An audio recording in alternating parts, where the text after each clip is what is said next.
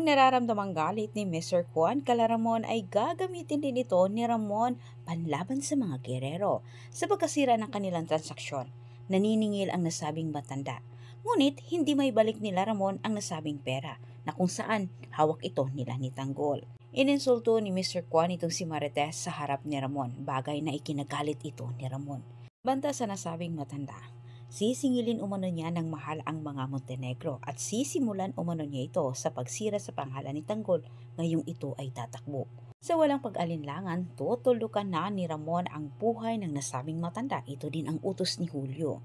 Sinabi ni Ramon na hindi umano nila hahayaan na masira ang pangalan ng kanyang anak at magamit umano ng mga gerero itong si Master Kwon. Bagkus gagamitin umano niya ang matandang ito para madiin ang mga gerero sa nasirang transaksyon.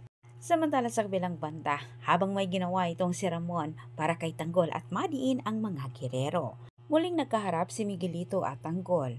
At ang mag-amang gerero, pinagtutulungan nila itong si Tanggol at pinahiya sa madla sa harap ng media.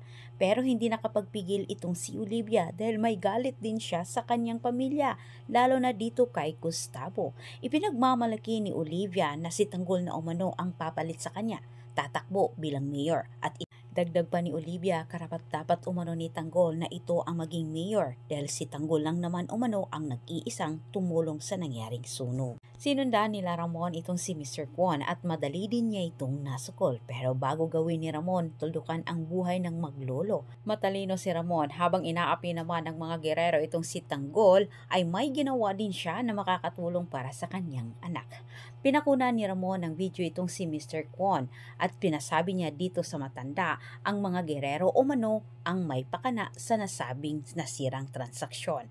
Maraming salamat sa panunood. Antabayan na po niyo ang susunod kong update.